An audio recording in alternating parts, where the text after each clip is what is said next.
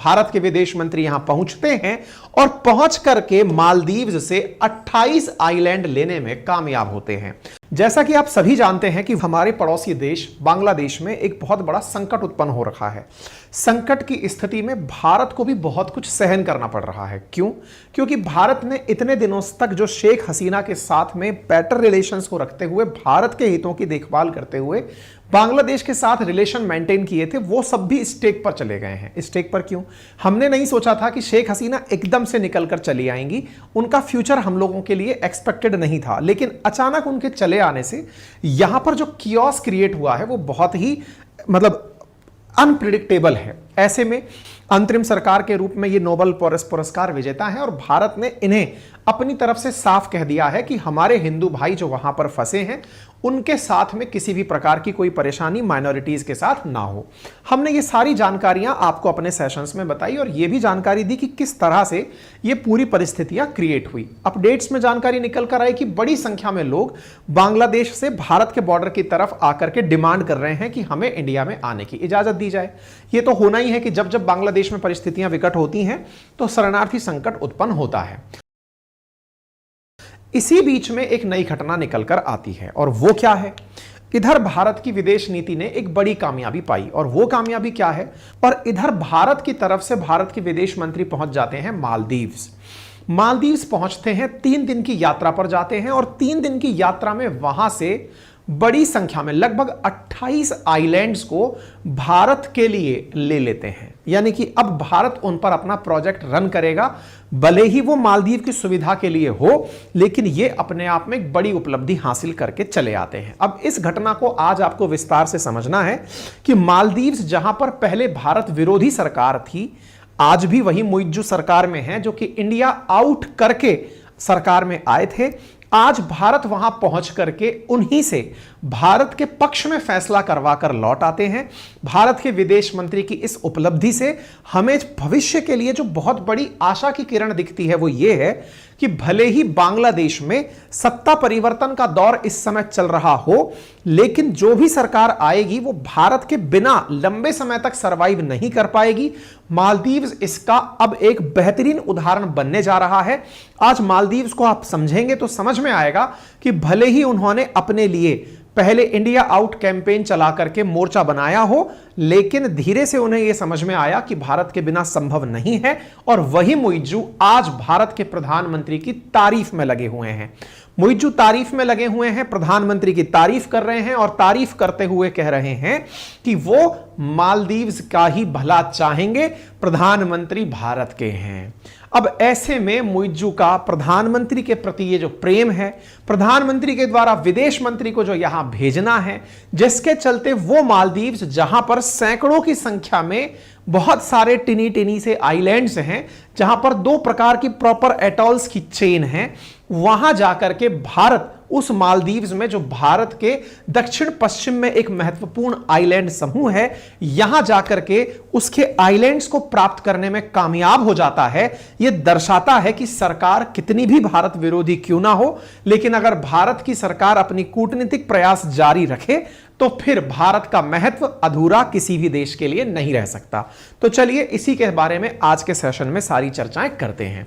भारत के विदेश मंत्री एस जयशंकर साहब 3 दिन की यात्रा पर मालदीव्स निकलते हैं। आप यहां पर पहुंचते हैं, लेकिन पहुंचने से पहले जानिए कि गए क्यों थे। असल में इस रिश्ते को सबसे पहले सुधारने का जो काम था वो मुइज्जू ने ही किया था। जब भारत के प्रधानमंत्री ने प्रधानमंत्री पद की शपथ ली थी, मोदी सरकार में मोदी जी ने तीसरी बार प्रधानमंत्री पद की शपथ ली थी, उस समय मुइज्जू भारत पधारे थे, एज ए गेस्ट यहां पहुंचे थे। ये वो व्यक्ति थे जो भारत में इसलिए सुर्खियां पा रहे थे क्योंकि इन्होंने इंडिया आउट कैंपेन चलाया था। इंडिया आउट कैंपेन चलाने वाला व्यक्ति भारत में था तो भारत के लिए भी एक बड़ी सुर्खी थी। जब ये यहां आए तो इन्होंने एस जयशंकर साहब से कहा था कि सर आप भी समय निकालकर पहुंचिएगा।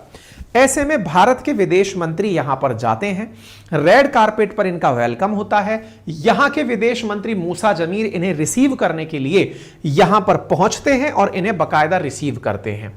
रिसीव करके इन्हें प्रॉपर तरीके से अच्छे से वार्म वेलकम के साथ देश के अंदर स्वागत कराया जाता है। फिर धीरे धीरे भारत के विदेश मंत्री यहां पर जितने भी स्टेक होल्डर्स हैं उनसे मुलाकात करते हैं। प्रेस कॉन्फ्रेंस को मूसा जमीर के साथ संबोधित करते हैं। यहां पर भारत का यूपीआई यानी कि एनपीसीआई के द्वारा बनाया हुआ, नेशनल पेमेंट गेटवे के द्वारा बनाया हुआ जो यूपीआई है वो लॉन्च करते हैं और कहते हैं कि अब यदि ये यूपीआई लॉन्च हो गया है तो आने वाले समय में आप लोगों को पर्यटन में इसकी वजह से बहुत लाभ होगा। इनडायरेक्टली ये कह रहे हैं कि अब भारत के पर्यटक भी आना शुरू हो जाएंगे। जब हम आ गए हैं तो पर्यटक भी यहां आने शुरू हो जाएंगे, पर्यटन पर इसका सकारात्मक असर पड़ेगा, ऐसा यहां पर इनके द्वारा कहा जाता है। ऐसे में मूसा जमीर के साथ मिलकर के भारत के विदेश मंत्री भारत के द्वारा चलाए जा रहे प्रोजेक्ट्स की समीक्षा करते हैं, जिनमें से माले से थेलाफुशी नामक जो जगह है उसको लिंक करने वाली परियोजना की प्रोग्रेस देखी जाती है। और यहां पर अन्य प्रोजेक्ट्स के लिए कहा जाता है कि चिंता मत करिए, आने वाले समय में कुछ और प्रोजेक्ट्स भी शुरू करेंगे, जिनमें से 4 लेन डिटोर लिंक सड़क परियोजना की भी बात की जाती है। विशेष रूप से होता क्या है वो समझिए। असल में इसमें अगर आप नोटिस करें तो पाएंगे कि यहां पर विदेश मंत्री जब पहुंचते हैं तो कुछ परियोजनाओं का फीता काट करके शुभारंभ कर देते हैं कि साहब चलिए आज से यह काम शुरू हो जाता है। असल में जब मोहम्मद सोलेह यहां के राष्ट्रपति हुआ करते थे मालदीव्स के, उस दौर में भारत के प्रधानमंत्री जब गए थे तब उनके बीच में कुछ डील्स हुई थी और उन डील्स में अड्डू रोड प्रोजेक्ट की शुरुआत करने की बात की गई थी। अड्डू कहां है? तो जब मालदीव्स के तमाम आइलैंड्स आप देखते हैं तो इक्वेटर क्रॉस करके एक आइलैंड पड़ता है, उस आइलैंड का नाम अड्डू है। भारत अड्डू में कनेक्टिविटी विकसित कर रहा है और जब विदेश मंत्री यहां पहुंचे तो यहां की 4 लेन सड़क का उद्घाटन किया गया और इसी उद्घाटन को याद करते हुए कहा गया कि जो पहले पूर्ववर्ती सरकार थी, जो भारत हितैषी थी, उनके कालखंड में यह कार्य किया गया था। ऐसे में अब एक बड़ा सवाल यह निकलता है कि भारत के विदेश मंत्री जो यहां पर पहुंचते हैं और पहुंच करके इनके साथ भविष्य को लेकर के चर्चाएं करते हैं, उन भविष्य की चर्चाओं में एक बड़ा पॉइंट यह निकल कर आता है कि भारत आगे किस तरह से मालदीव्स के साथ बढ़ने वाला है। क्योंकि मोहम्मद सालेह के काम का भारत ने अभी तो अनावरण कर दिया है, लेकिन फ्यूचर में हम कैसे बढ़ेंगे, तो फ्यूचर की बात आती है तो इतिहास का जिक्र होता है। इतिहास कुछ इस तरह से है कि मालदीव्स ने जब मुइज्जू को एज ए राष्ट्रपति देखा तो मुइज्जू राष्ट्रपति के बनते ही अपने कुछ भारत विरोधी मित्रों से मिलने गए, जिनमें टर्की भी था और चाइना भी था। चाइना जब मिलने गए तो चाइना के पास जाकर इन्होंने 12,000 करोड़ रुपए में अपने द्वीपों के डेवलप करने का समझौता किया। मुइज्जू जब चाइना पहुंचे तो उन्होंने अपने 36 आइलैंड्स को चाइना को सौंपते हुए कहा कि आप यहां पर टूरिज्म के लिए विकास कार्य करना शुरू करिए। चाइना ने 1200 करोड़ रुपए के निवेश की बात कही कि जाइए, पैसा ले जाइए और आराम से यहां पर विकास कार्य कराइए। जब 5 महीने पहले यह बात हुई तो भारत को अपनी चिंता सताना स्वाभाविक था कि भारत के बिल्कुल साउथ वेस्ट में इतने सारे आइलैंड्स में अगर चाइना का इन्फ्लुएंस आ गया तो निश्चित ही यह भारत के लिए एक सुरक्षा की बड़ी चुनौती होगा। ऐसे में मुइज्जू ने जाकर के 36 आइलैंड चाइना को पकड़ा दिए कि लीजिए सर, चीनी टूरिज्म विकसित करिए। ऐसे में भारत के विदेश मंत्री और प्रधानमंत्री के बीच कुछ बातचीत हुई होगी कि साहब ये क्या हो गया, भारत विरोध में ये लोग इतना आगे निकल गए कि हमारे किनारे में कुछ और किसी को दे गए। ऐसे में फिर कुछ भारत की कूटनीति काम करना शुरू हुई। कूटनीति काम करना शुरू हुई, परिणाम निकलकर आया भारत के विदेश मंत्री का यहां पहुंचना और साथ ही साथ भारत का शुरुआत में मालदीव्स को टाइट करना। टाइट करने से मतलब है कि उसे यह बताना कि अगर भारत साथ छोड़ देगा तो तुम्हें कितनी मुसीबतों का सामना करना पड़ेगा, चाहे वो टूरिज्म सेक्टर की बात हो, चाहे क्षेत्रीय शांति और स्थिरता की बात हो, भारत के बिना तुम आगे नहीं बढ़ पाओगे। और ऐसे में भारत का दिया गया मैसेज मालदीव्स समझने में मुश्किल से 6 महीने ही लगाया और प्रॉपर तरीके से समझ गया। परिणाम निकला कि मुइज्जू खुद भारत के उस कार्यक्रम में पहुंचे जब प्रधानमंत्री ने उन्हें अपने शपथ ग्रहण समारोह में इनवाइट किया, वहां पहुंचे और साथ में भारत के विदेश मंत्री को बुलाया। भारत के विदेश मंत्री यहां पहुंचते हैं और पहुंच करके मालदीव्स से 28 आइलैंड लेने में कामयाब होते हैं। ये 28 आइलैंड भारत के द्वारा पानी और सीवेज प्रोजेक्ट के लिए लिए गए हैं, क्योंकि एक तरीके से खरीदे तो जाते नहीं हैं, काम करने के नाम पर कि हम यहां पर यह कार्य का विकास करेंगे। जैसे चाइना जो 36 आइलैंड लिया है उनमें टूरिज्म सेक्टर का डेवलपमेंट करेगा। ऐसे ही भारत इन आइलैंड्स पर वाटर और सीवेज प्रोजेक्ट विकास कार्य करेगा। यह चीज यहां पर निकल करके सामने आई, यानी भारत भी अब अपनी तरफ से चाइना की तरह यहां पर आइलैंड पाने में कामयाब हो गया है। और भारत ने यह पूरा कार्यक्रम 11 करोड़ यानी कि लगभग 923 करोड़ रुपए, 923 करोड़ रुपए, जैसे चाइना वाले 1200 करोड़ में पाए थे, भारत 923 करोड़ के अंदर इन प्रोजेक्ट्स को पाने में कामयाब हुआ। 28 द्वीपों वाले इस पूरे खंड को भारत ने मालदीव से लिया है कि लाइए हम इस पर विकास कार्य करेंगे। इसी के साथ साथ मालदीव्स का जो अपोजिशन है उन्होंने भी मुइज्जू के इस कदम की तारीफ की है और कहा है कि चलिए देर से आए लेकिन सही आए। Opposition welcomes Muizzu's India policy shift, seeks apology for past action lies.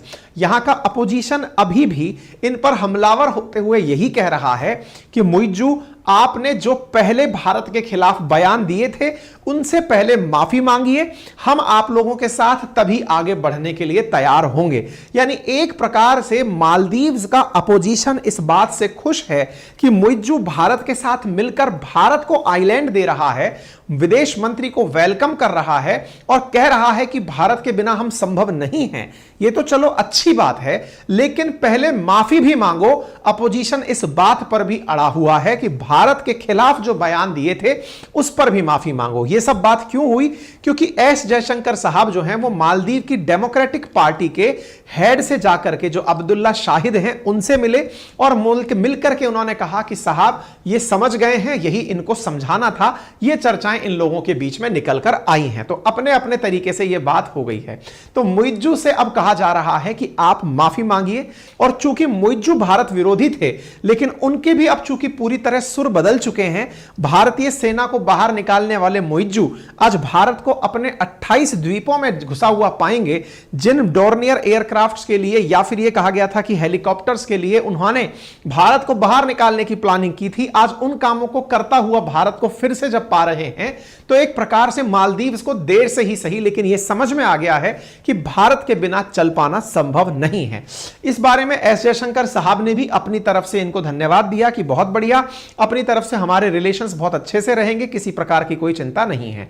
Bharat ने प्रॉपर तरीके से अपने एजेंडे क्लियर कर दिए कि हम यहां पर डेवलपमेंट पार्टनरशिप करेंगे, 6 हाई इंपैक्ट प्रोजेक्ट्स को यहां पर शुरू करवाएंगे, साथ ही साथ national payment corporation of India के साथ मिलकर के यहां पर कार्य करेंगे और national centre for good governance and civil service commission की यहां पर 1000 सिविल सर्वेंट ऑफिसर्स को ट्रेनिंग भी दिलवाएंगे। इस प्रकार से कुल मिलाकर बात यह है कि देर से ही सही मालदीव्स को यह समझ में आ गया है कि भारत के पड़ोस में रहना है तो भारत भारत कहना है। और इस विशेष रूप से यह उन लोगों के लिए भी मैसेज है जो ये थोड़े दिन से कयास लगा रहे थे कि मालदीव्स भी भारत विरोधी हो गया। भारत की जो डिप्लोमेसी है वो खराब है, क्योंकि उसने अपने ऐसे हालात बना दिए हैं कि वो पर्सन सेंट्रिक होकर के काम कर रही है। आज भारत ने दूसरी बदली हुई सरकार को भी अपने पक्ष में कर यह दिखा दिया कि भारत अब मजबूत है और अपने पड़ोसियों को अपने साथ लेकर चलने में सक्षम है। यदि यह मैसेज बहुत गहरा है तो इसके मायने भी निकलने चाहिए कि जिस बांग्लादेश की वजह से फिलहाल भारतीयों में एक चिंता है कि अगर वहां पर कोई ऐसी सरकार आती है जो भारत विरोधी होती है, तो यह आपको भी पता होना चाहिए कि इंडिया बांग्लादेश का लार्जेस्ट ट्रेडिंग पार्टनर्स है और ऐसे में अगर भारत के विरोध में कोई भी बांग्लादेशी सरकार फैसला लेती है तो वो उनके सेल्फ सस्टेन करने के लिए बहुत बड़ी मुसीबत खड़ी कर देगा। कैसी भी सरकार आए वो भारत के खिलाफ नहीं रह सकती। यही कारण है कि वहां पर वर्तमान में जो अंतरिम सरकार आई है उसने भी अपने स्तर पर इस बात के लिए सॉरी बोला है कि वो माइनॉरिटीज के लिए सुरक्षा नहीं दे पाई। ऐसे में उन्हें भी इस बात का पता है कि भारत का मैसेज क्या है। इसीलिए भारत की डिप्लोमेसी किस तरह आगे चल रही है यह समझाने के लिए हमने आपके सामने यह सेशन किया। संभवतः आपको जानकारी पसंद आई हो और अगर आई है तो सेशन को शेयर और सब्सक्राइब करना चैनल को बिल्कुल ना भूलें। ठीक है साहब।